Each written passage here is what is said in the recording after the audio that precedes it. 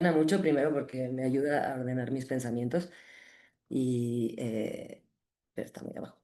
Y un poco como a compartir pues lo que mi trayectoria hasta ahora y hacia dónde está yendo un poco la cosa. Y también que comparto contigo esta investigación tan transdisciplinar en general, que es dura también a veces de vivir, ¿no?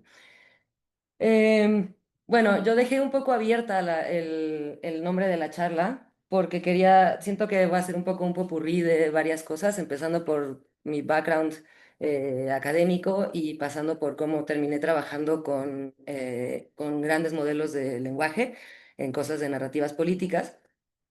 Y quería un poco pues explicar, porque para mí no tiene sentido si no empiezo explicando cómo sucedió mi primera interacción con la ciencia y cómo después fue mi interacción con el arte y cómo de repente la ciencia social llegó a existir a mi vida. Bueno, mi nombre es Julia, formo parte del colectivo Top Lab Barcelona, que es un colectivo de live coding, básicamente es de programación en vivo de música y visuales. También formo parte del colectivo Axolotl.cat, que somos un colectivo que nos dedicamos a trabajar con proyectos de arte, ciencia y tecnología, muy enfocado a veces en el arte digital. Y ahora mismo tengo un contrato muy pequeñito con la Universitat Oberta de Cataluña para trabajar en estas partes de ciencia política y narrativa de gobernanza. Déjenme poner el reloj. Bueno, entonces, como bien dije, voy a empezar desde el principio. Esto ya fue hace muchos años, pero después de que terminé la preparatoria, decidí que quería estudiar biología y me fui a estudiar biología y me enfoqué en genética de poblaciones y evolución molecular, fue lo que más me llamó la atención. Entonces fue un momento en el que viví muchísimo lo que quiere decir trabajar con genética y hacer PCRs, extraer ADN y tratar de entender cuál es el flujo génico entre diferentes poblaciones de árboles para, eh, para poder ver si realmente son dos especies o no son dos especies, ¿no? Entonces, mientras estaba estudiando biología, conocí a un profesor que se llama Pablo Padilla, que es un matemático que es muy ecléctico, también tiene muchas prácticas. Y una de ellas estaba muy clavado con los sistemas complejos y particularmente con los animales, y me enseñó un modelo de hormigas que tienen la capacidad, o sea, cómo las hormigas al final terminan llegando al alimento de la forma más óptima posible, ¿no? Cómo terminan haciendo el camino más óptimo para llegar. Y eso me fascinó, ya estaba, ya estaba yo pues metida en este camino, que lo disfruté mucho, odié muchísimo el laboratorio, la verdad es que no vuelvo, este fue mi último gel de electroforesis y a partir de ahí tiré la toalla y corrí, pero me siento muy orgullosa, este gel lo quiero enmarcar algún día. Y bueno, salí de ahí y cuando terminé la carrera me fui a vivir a Barcelona por amor, literal. Pero yo ya tenía muy claro que quería empezar a estudiar cosas que tuvieran que ver con complejidad, con sistemas complejos, con comportamiento colectivo y particularmente en animales, ¿no? Entonces me encontré un máster en la Universidad de Barcelona que trabajaba en la Facultad de Psicología, que se llama Comportamiento y Cognición, Investigación en Comportamiento y Cognición, y dentro de este máster tenía un área muy pequeñita en la que trabajaban con conducta adaptativa y comportamiento colectivo en animales. Y tenían un tanque, este grupo de investigación, un tanque con peces, que son estos, que se llaman Black Neon Tetra, que tienen la característica de que se mueven con la misma dirección y con la misma velocidad, ¿vale? Entonces hacen lo que se llama schooling, ¿vale? Entonces y esto pues permite estudiar un montón de cosas de la colectividad entre ellos, ¿no? Tengo que confesar que mi trabajo final de máster fue mega aburrido porque no hice nada realmente así. Lo que hice fue entender el efecto del borde del tanque en el movimiento de los peces, lo cual es un poco, sí, pues muy técnico. Pero bueno, finalmente me familiaricé un poco con qué quiere decir ciertos términos, ¿no? Del ruido, la polarización, el orden, un poco, tuve un poquito me enteré un poco de qué quería decir estas cosas. Pero cuando terminé el máster, pues sí me quedé con la espinita de que lo que yo quería era entender un poco más a profundidad o más desde la teoría, desde la parte teórica, y más, más desde un lugar más universal y no tanto de estudiar a una especie en particular, sino como entender fenómenos más universales sobre los sistemas complejos y particularmente aplicado a animales, y decidí, me volví un poco loca y decidí hacer algo que ahora mismo digo que no puedo creer que lo hice, pero lo hice, y fue que me metí a un doctorado en física computacional y aplicada en la Universidad Politécnica de Cataluña. Y cuando llegué ahí, bueno, primero sí fue un shock, o sea, es como, claro, no tengo yo los conocimientos de física necesarios, pero ahí sí que mis tutores pues me arroparon y me ayudaron un poco a salir adelante con la falta teórica de la física, pero aprendí un montón, sufrí un montón y no me arrepiento al final. Y lo que hice fue que llegué con ellos y les dije, "No, oigan, pues yo tengo estos videos de los peces que grabé en el máster y me gustaría como seguir indagando un poco sobre ellos, ¿no? O sea, hacer otro tipo de análisis de la física estadística que no se parece nada a la de la psicología, para ver qué podemos encontrar aquí. Y en este proyecto en particular, lo que hicimos fue uno de los estudios que hicimos con estos peces nadando así, lo voy a volver a poner, es que empezamos a ver si había algún patrón de giro, o sea, de cuando cambian la dirección, cuando un pez cambia la dirección, ¿cuántos lo siguen? Cada vez que hay un cambio de dirección más allá de un umbral de dirección, de cambio, ¿cuántos peces lo empiezan a seguir? Y si eso se hace una avalancha entera de todo el grupo de comportamiento o si nada más hay dos que lo siguen y además ver si hay peces que consistentemente giran más que otros, ¿no? Si consistentemente son más líderes que otros, lo cual es como algo que en otro tiempo no se aceptaba, ¿no? Que los sistemas complejos eran como puras partículas iguales, ninguna sobresalía, ninguna pasaba nada. Y bueno, aquí estábamos indagando un poco en la posibilidad de que hubiera diversidad dentro del grupo, ¿no? Ese fue uno de los proyectos en el doctorado. Y el otro, bueno, y con esto también pues hice muchos modelos, ¿no? Aquí aprendí a programar. En el doctorado me di varias hostias y aprendí a programar modelos de interacción de partículas. Y además trabajé con otro proyecto que hicimos en el doctorado fue trabajar con estos pequeños robots que se llaman kilobots, los hicieron en el Harvard en 2012. Y la característica que tienen, que es muy interesante, es que, bueno, primero, tienen dos motorcitos que cuando vibran permitan que se mueven los robots y son pequeñitos, ¿no? Ahí vemos la moneda que se muevan a la izquierda, a la derecha o recto, y tienen un infrarrojo, un receptor infrarrojo y un emisor infrarrojo por el cual envían mensajes a los vecinos, ¿vale? Entonces se pueden comunicar de forma local dentro de un radio con otros robots. Y esto nos permitía estudiar justo sistemas complejos en donde la idea es que el todo es más que la suma de las partes, donde de la interacción es donde sale el comportamiento colectivo, y con esto decidimos estudiar un modelo de cómo las abejas em, consensúan eventualmente a qué lugar van a ir a construir su nido, ¿vale? Hay un momento en el que las abejas dicen, ya es demasiado grande la colmena, y entonces una parte junto con la reina se van y empiezan y entonces hacen todo un proceso de consenso para tratar de llegar, de decidir a qué lugar se van a ir.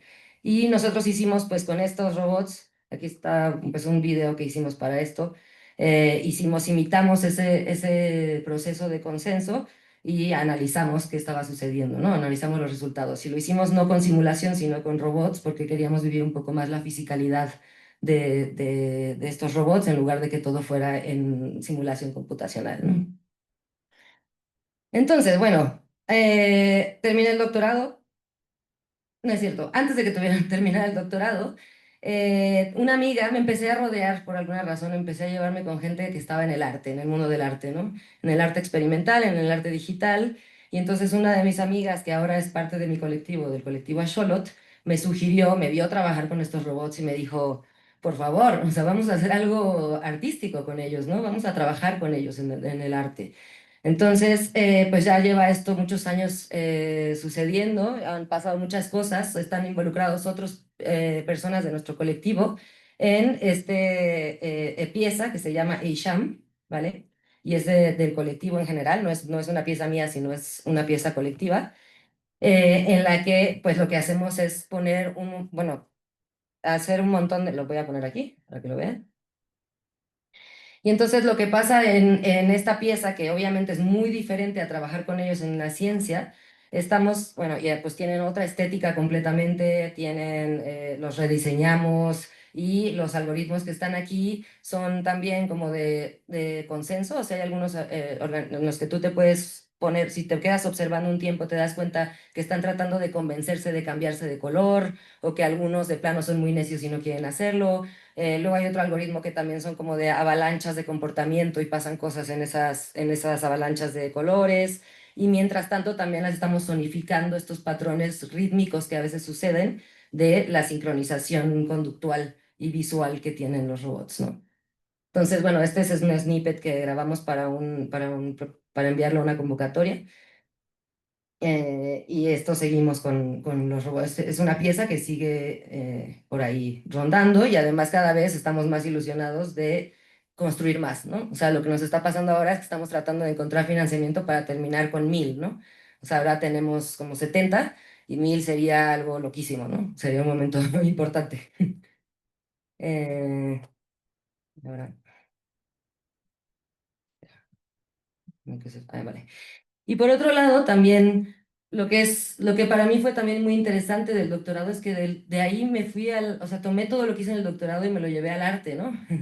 Entonces, en los modelos que aprendí a hacer en el doctorado para poder modelar los comportamientos colectivos y las interacciones, me di cuenta que también tenían, primero, la exploración paramétrica que hay dentro de estos modelos es preciosa, o sea, pasan unas cosas loquísimas cuando realmente encuentras el sweet spot de parámetros, hay unas transiciones de fase, pasan cosas muy interesantes.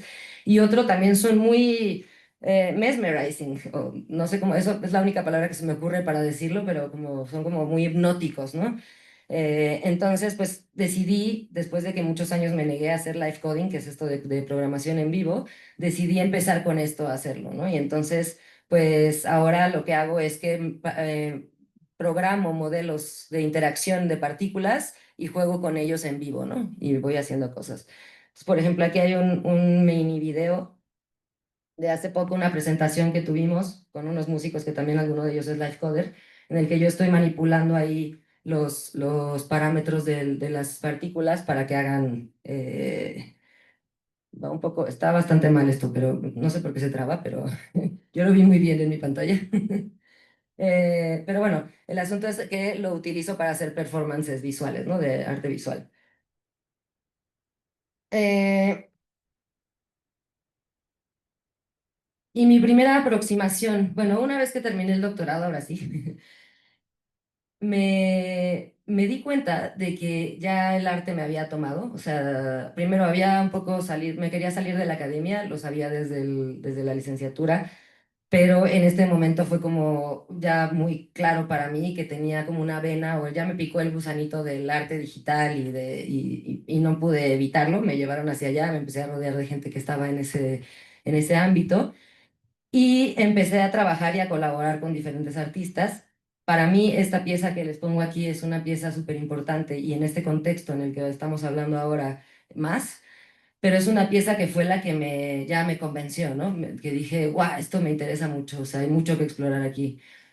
Esta pieza se llama Echo, es una colaboración entre Lua Koderk, que es una artista ya más consolidada, yo, Luis Nacenta e Iván Paz.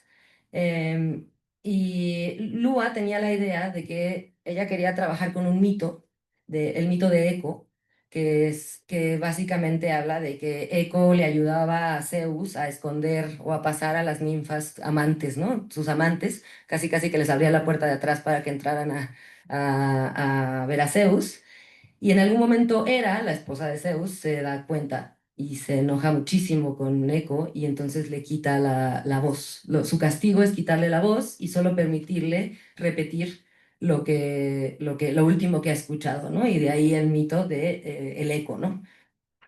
Entonces, para nosotros lograr representar esto en esta pieza, que es loquísima, o sea, es una robot con un pelo largo, sin ojos, sin nada, y adentro de ella tiene un micrófono, unos altavoces y una Raspberry Pi.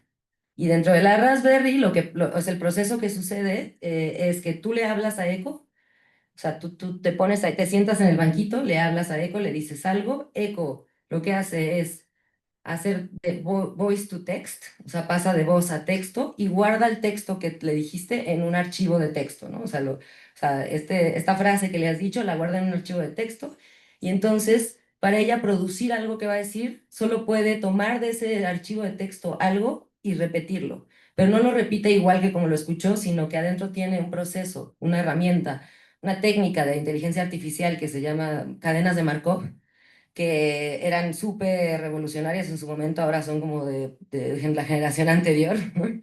Pero igual son increíbles porque las cadenas de Markov lo que te hacen es que tú tienes una palabra, ¿no? Por ejemplo, yo. Y entonces, a partir del texto que tiene, de cómo es entrenado con el texto que tiene disponible, dice cuál es la probabilidad, cuál es la palabra más probable después de yo, ¿no? Y probablemente sea soy. ¿No? Entonces tú puedes decidir de cuánto quieres que sea tu enunciado, si es más corto, más pequeño, pero lo que hace es probabilísticamente construirte enunciados a partir de elegir una palabra al azar primero, ¿no?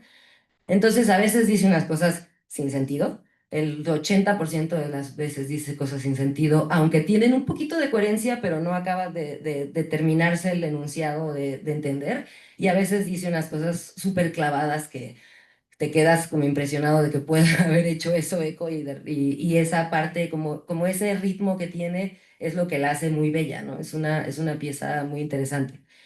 Y para mí fue la primera aproximación que tuve al lenguaje natural, al procesamiento del lenguaje natural, y me quedé obsesionada, ¿no?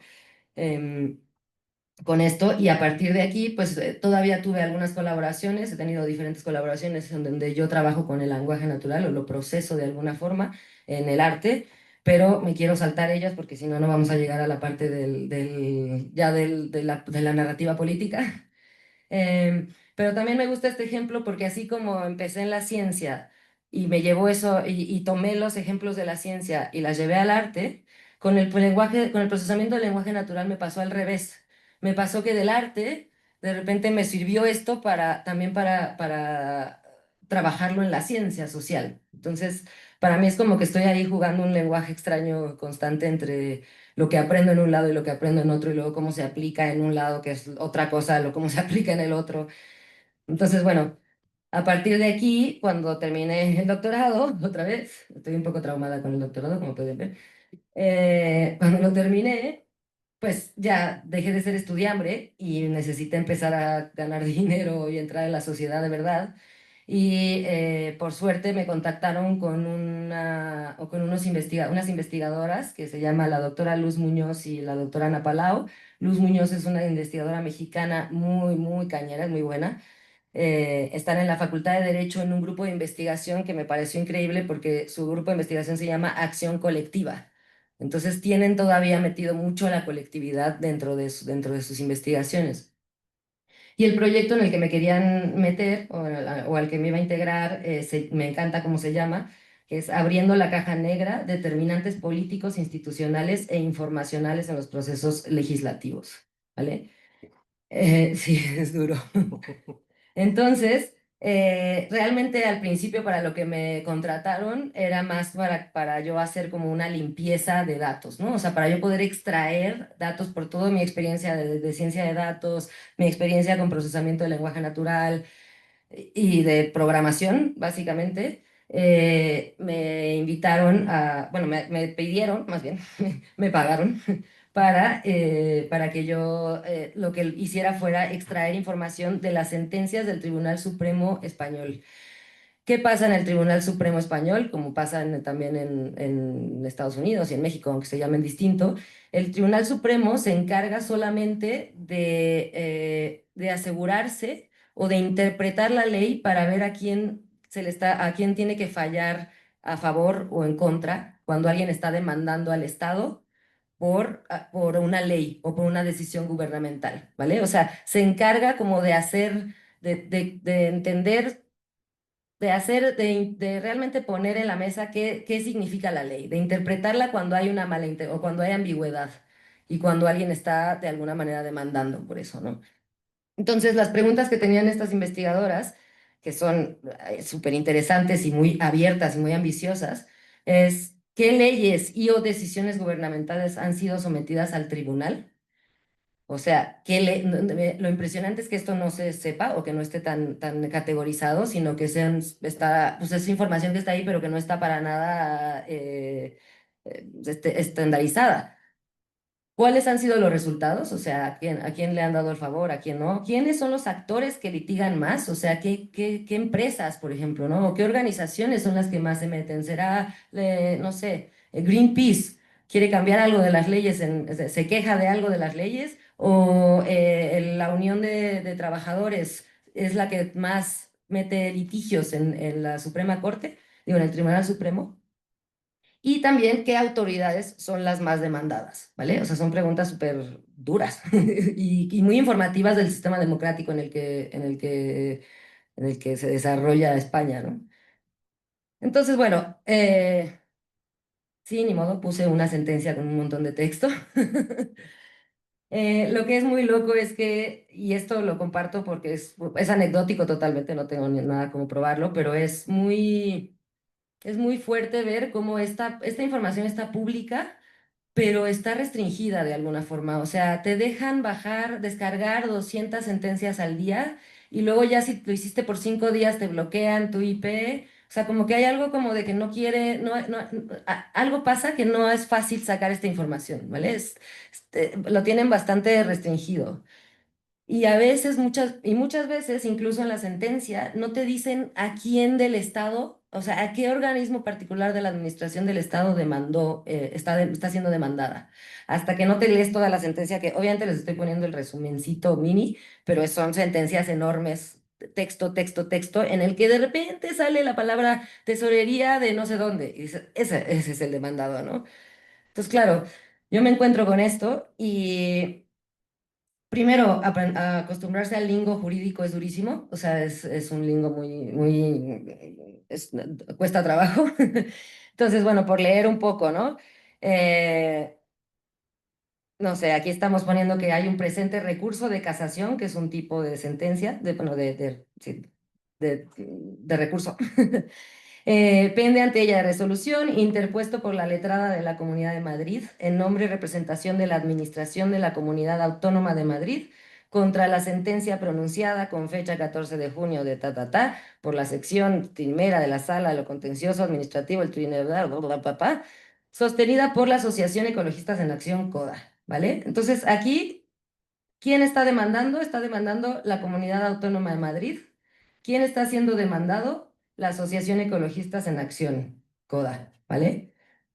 Entonces esto, cuando yo me encontré con este es otro ejemplo, ¿no? Aquí, por ejemplo, en realidad la que está demandando es el Banco Bilbao Vizcaya, que es el BBVA, y está demandando a la Generalitat de Cataluña, ¿no? Aquí es muy fácil verlo, o sea, realmente no pasa eso en muchas sentencias y varía muchísimo cómo se dicen las cosas dentro de cada sentencia. Entonces, en el momento en el que me encuentro con esta complejidad, pues empiezo yo con mis metodologías de extracción basada en reglas, que lo que tienes que hacer todo el tiempo es decir, si encuentras que dice esta palabra o una que sea mínimamente distinta, entonces lo que sigue después lo tienes que extraer, ¿no? O sea, es muy textual, es muy exacto lo que tienes que poner, ¿no? Entonces, terminé con un script enorme, larguísimo, de todas las excepciones, de todas las maneras, de todo, ¿no? O sea, aquí estoy poniendo un pseudocódigo en el que dice, si el texto contiene el recurso de casación o el recurso número tal, buscar patrón interpuesto por en representación de tal y esta entidad es la que quiero que me saques como recurrente. Bueno, un script así sufrí, o sea, fue complicado y me di cuenta que entre más metía ejemplos o entre más metía excepciones, no es que mejorara no era así de obvio, ¿no? Era más complejo. Ponía yo algunos, bueno, si no encuentras esto, entonces esta otra cosa, o esta otra cosa, o esta otra cosa. lo que me pasaba era que se me cortaba más, o no me estaba saliendo mejor precisión por yo meter más maneras de tratar de procesarlo, ¿no? O de reglas que estaba yo poniendo. Entonces fue muy curioso porque en este momento, que era el 2023, me tocó esta transición intensa de los grandes modelos de lenguaje y fue un momento en el que me atreví locamente a utilizarlos. O sea, los vi y dije, es que esto sirve para esto, o sea, esto es justo lo que estoy necesitando, ¿no? Eh, entonces, pues al verme en esta necesidad, o por no lograr tener tanta precisión en la extracción que yo estaba tratando, pues me pasé a los grandes modelos de lenguaje, intenté, y quisiera no hablar del funcionamiento técnico completamente de los grandes modelos de lenguaje, pero sí como resaltar o darles una intuición de qué es lo que los hace tan especiales o qué es lo que los hace tan novedosos, qué es lo que hace que nos parezca que es una tecnología muy avanzada, ¿no? Y esto tiene que ver todo con el mecanismo de atención, ¿vale? Entonces pongamos el ejemplo de este enunciado que lo saqué, no me lo inventé yo, lo saqué de un curso que se llama Generative Music AI Course de la Universidad Pompeu Fabra, en la que está explicando el tutor como con este ejemplo, ¿no? Entonces, en donde dice, a mis amigos les gustan los tomates porque son sabrosos, ¿vale? Cuando tú lees esta frase, hay una palabra que tiene mucha ambigüedad. Aunque a nosotros no nos parezca, tiene mucha ambigüedad. Es decir, no sabemos a qué está conectada realmente. Y esa palabra es son, ¿vale? ¿Por qué? Porque a mis amigos les gustan los tomates porque son sabrosos. Son se está refiriendo a los tomates o a los amigos. ¿Vale? A nosotros nos parece muy obvio que es a los tomates porque llevamos años entrenándonos en el lenguaje natural, pero a una máquina esto es una locura entenderlo, o sea, es como, pero ¿cómo puede ser? Entonces, lo que hacen los grandes modelos de lenguaje también es que son entrenados con trillones, trillones de textos, o sea, que han visto todos los textos posibles para entender que la atención de esta palabra debe de ir a tomates y no a amigos, ¿vale? Entonces, eso es lo que hace tan especial y por lo tanto podemos capturar tanto el contexto de una palabra en una frase y la relación semántica que tienen todas las frases, todas las palabras en una misma frase, ¿no? En un texto. Eh, Entonces, bueno, pasan muchas cosas mágicas, místicas en la manera en la que se entrena en la manera en la que se entrena los grandes modelos de lenguaje. Pero lo que termina sucediendo es que en un enunciado, por ejemplo, aquí tenemos un enunciado, el mismo enunciado tiene 10 palabras, ¿no? Y entonces con lo que terminas realmente es con un vector multidimensional que se llama embedding del enunciado, así le vamos a llamar embedding, acuérdense de esa palabra, la usaré. Y cada fila es una palabra y las relaciones que tiene con otras, ¿vale? Entonces aquí la primera fila sería A y la relación que tiene con mis amigos, les gusta, con todas las otras palabras dentro del enunciado, ¿vale?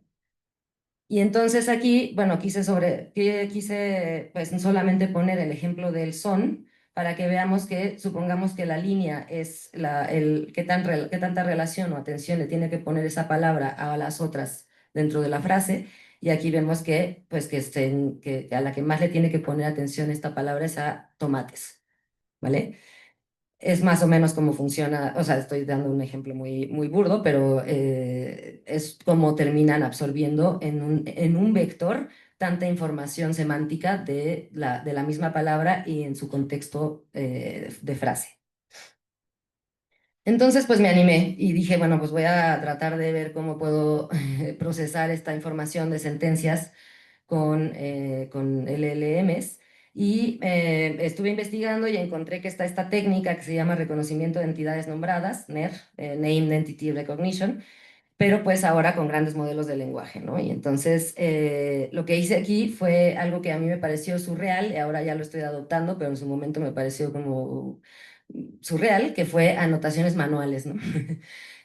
Para mí las anotaciones, o sea, en la ciencia en general nos cuesta trabajo hacer anotaciones manuales, pero la ciencia social vive de las anotaciones manuales, vive de leer textos, vive de extraer cosas. Esa es su metodología, ¿no? Es su técnica para llevar a cabo la investigación. A mí me costó trabajo decir, wow, vamos a tener que leer y luego subrayar.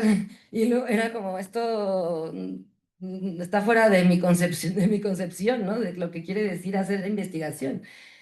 Y bueno, pues la investigadora Luz me dijo, ¿cómo? Vamos a hacerlo. O sea, si se necesita, se hace, ¿no? Se arremangó y dijo, pues vamos a leer un montón de sentencias y pues sí, nos pusimos a poner quién era el recurrente, quién era el recurrido. Y con esto, yo con esta información ya lo pude yo fine-tunear, o sea, refinar un modelo LLM que ya estaba preentrenado para poder hacer Name Entity Recognition. Y esto es un modelo que saqué de Hugging Face, que es un repositorio de modelos de Transformers, bueno, de LLMs. Pues bueno, o sea, con esto logramos una precisión mucho más alta que la que yo estaba logrando con el rule, basado en reglas. Y terminamos con una base de datos bastante completa. También había errores, no estoy diciendo que no, o sea, no fue perfecto, pero mucho mejor de lo que pudimos haberlo hecho con rule based, ¿no? Y terminando esto, pues se quedó la base de datos, no tengo resultados, nos quedamos con las mismas dudas, con estas preguntas que les hice las seguimos sin saber, pero algún día ese será el siguiente proyecto que viene pues, a hacer análisis sobre ello, ¿no? Y pues mientras ya estaba en esto, Luz me dijo, oye, fíjate que tengo otro proyecto, ¿no? Eh, y también quiero hacer cosas con este proyecto y este no sé muy bien cómo hacerlo, me gustaría que tú me propusieras una metodología, ¿no? Entonces, en este proyecto ya participo yo como autora, como coautora. En el otro soy más como la técnica detrás de bambalinas, ¿no? Aquí ya empiezo a proponer yo un poco más, pues más activamente para el paper. Y lo que querían ver, a ver, primero explico un poco que en el Congreso de Diputados muchas veces no solo va gente que tiene, no solo van los políticos a hablar y a comparecer, sino que también muchas veces van organizaciones civiles, ¿no? Organizaciones no gubernamentales.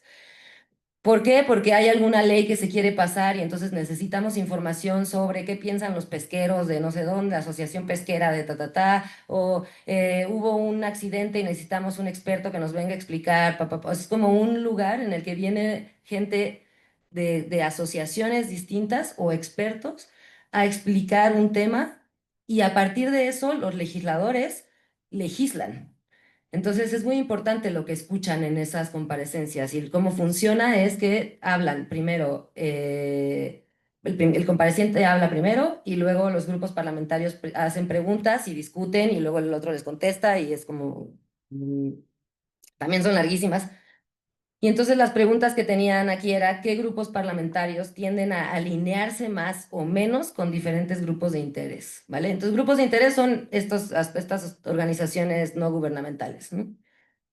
Con alinearme me refiero a la propensión de dos actores a adoptar argumentos similares en relación a una política pública, ¿vale? O sea, como entender que están hablando de lo mismo y que están de acuerdo o que tienen la misma posición sobre esto.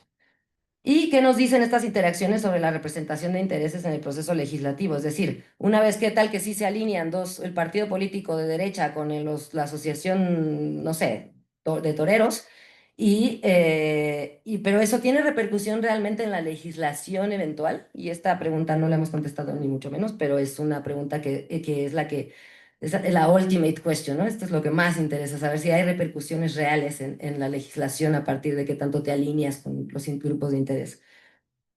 Entonces, bueno, a mí lo que hice aquí fue pensar en cómo podemos primero trabajar con tanto texto y cómo podemos encontrar los enunciados que sean similares, que realmente estén hablando del mismo tema el compareciente con el grupo parlamentario, ¿no? O sea, porque lo que hice fue, voy a dividir todo el discurso del compareciente en enunciados.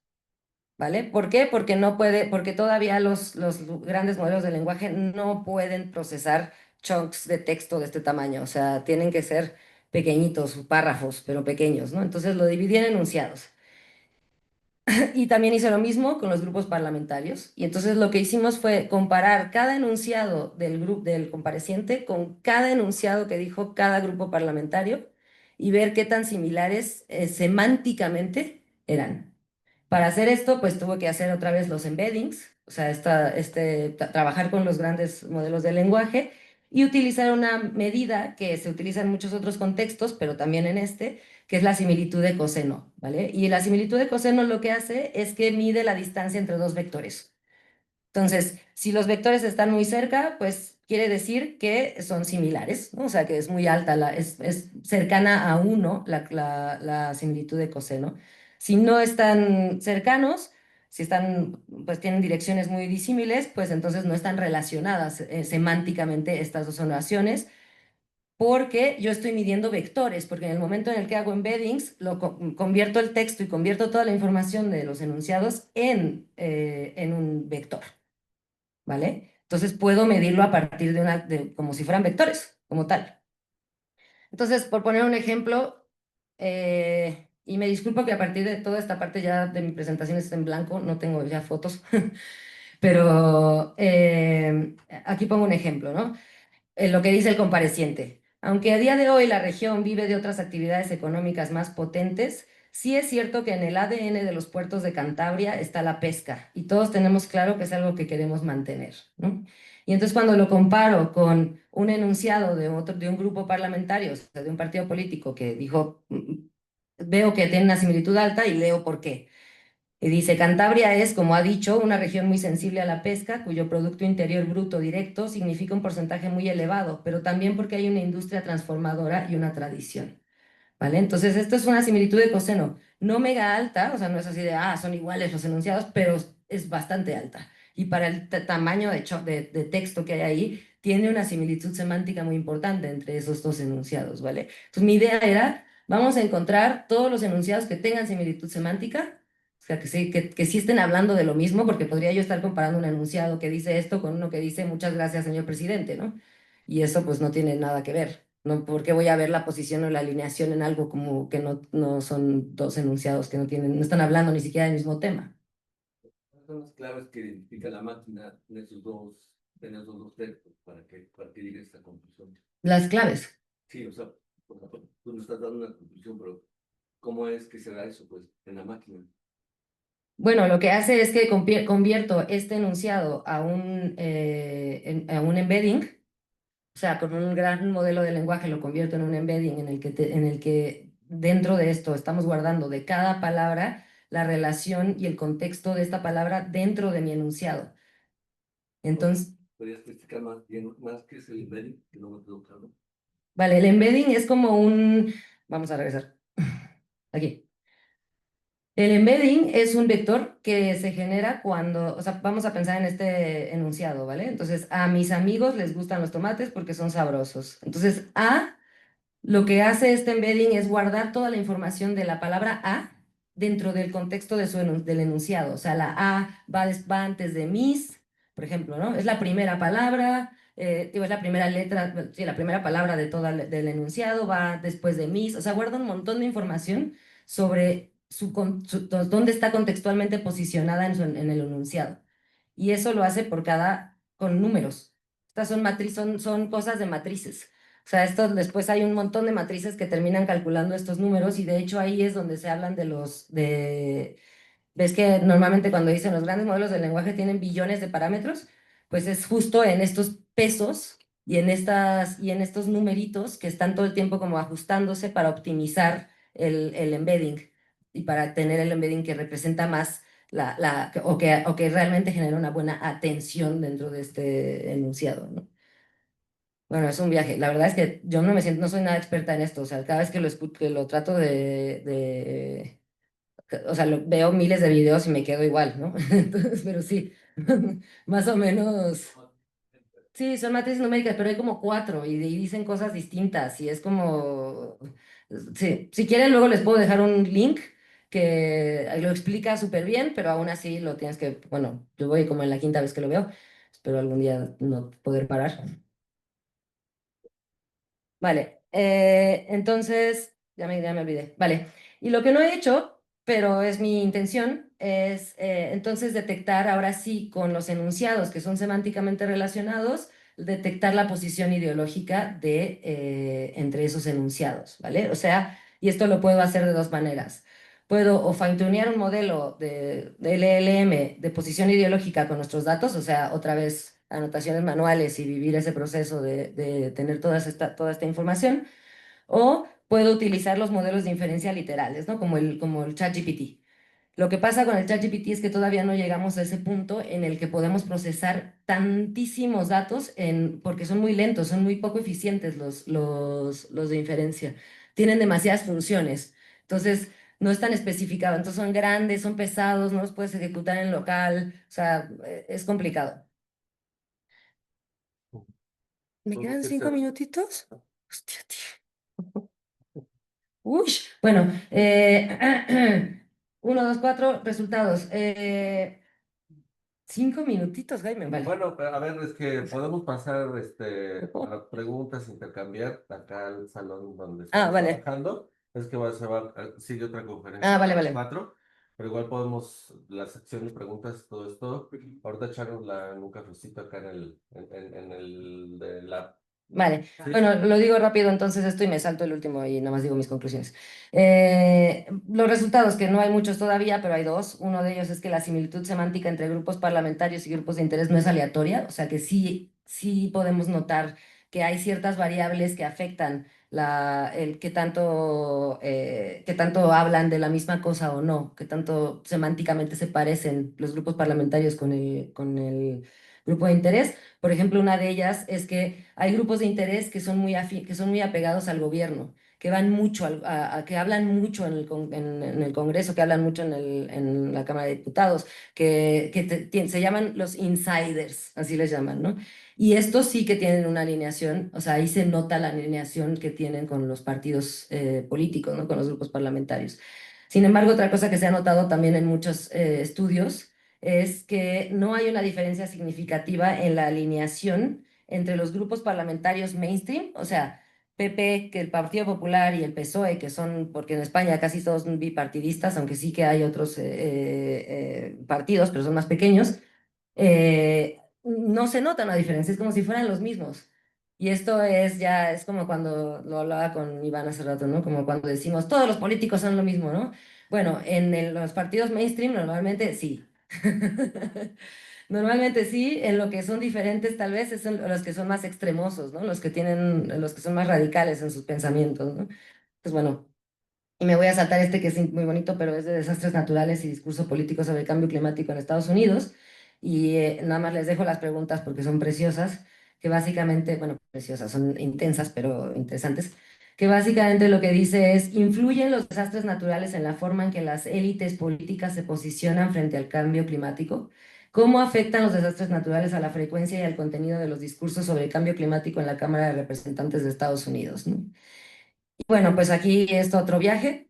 eh, estos son otros investigadores, o sea que de repente me llamaron por otro lado, lo cual me hizo muy feliz porque estaba un poco preocupada por mi futuro. Y bueno, ahora ha estado muy bien, seguimos colaborando, todavía no tenemos el paper todavía entero, pero y también volví a usar la similitud de coseno, volví a utilizar la similitud semántica. em, y por decir un poco qué ofrecen los grandes modelos de lenguaje en el contexto de gobernanza, para mí permite a las ciencias que trabajan con lenguaje natural procesar y analizar grandes volúmenes de datos que serían inaccesibles mediante métodos manuales y además facilitan el análisis de información teniendo en cuenta el contexto y las relaciones semánticas propias del lenguaje natural, ¿no? Que esto es lo novedoso, ¿no? O sea, que realmente no tenemos que solo hacerlo extraer por exact words, sino que podemos hacerlo por semántica y por contextual. Y bueno, lo tengo que mencionar muy rápido porque yo me contradigo constantemente con esto porque a mí en realidad estoy bastante en contra de los large language models, de los modelos, o sea, mi ideología y mi ser está dividido entre mi ser científico y mi ser ideológico y estoy bastante en contra de ellos. Como lo dice un amigo que acaba de sacar un libro muy bonito que se dice, saben hablar pero no saben lo que dicen. son expertos en ordenar las palabras para que tengan sentido, es decir, siempre va a haber que tener una validación humana, siempre va a tener que haber una supervisión ahí, porque ellos pueden decir, y además están entrenados para no decir no sé, están entrenados para decir lo más probable con lo que tienen en su información. Vale. Por otro lado, pues entrenar un modelo de gran LLM requiere trillones de datos y poder de cómputo masivo y tiene implicaciones éticas, porque de dónde salieron esos datos, quién les dio permiso para utilizarlos. De hecho, el modelo que yo estoy utilizando para muchos de los proyectos es un modelo de Google que básicamente entrenó su modelo con una plataforma donde muchos autores que se autopublican ponen sus libros ahí y los dan por free, ¿no? Los dan gratis. Pero no es que los regalen, es que los dan gratis en una plataforma que tiene privacidad, que tiene usos y, ¿vale? Y Google lo tomó todo eso, o sea, se llevó todo eso. De ahí hizo un scrapping de todo eso y de Wikipedia y entrenó este modelo, ¿no? Y entonces, bueno, pues ahí hay unas cosas éticas muy intensas. También hay muchos sesgos en los modelos como en la sociedad, porque al final le aprende de la sociedad climáticas por el alto consumo energético y de agencia, pues también quién puede entrenar un modelo, solo los grandes transnacionales, ¿no? Los grandes, etcétera. Y me voy a quedar con eso porque ya se nos acabó el tiempo. Bueno, iba a hablar del arte. Sí. Y gracias.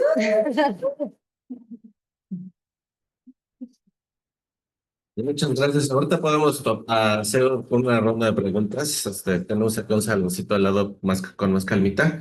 Para las personas que nos estuvieron siguiendo en la transmisión, muchas gracias. Ahora no les van a tocar las preguntas, pero bueno, vengan. Aquí se pone más sabroso. Les agradecemos mucho, de verdad. Y está seguro quieres, sí, sí quiero.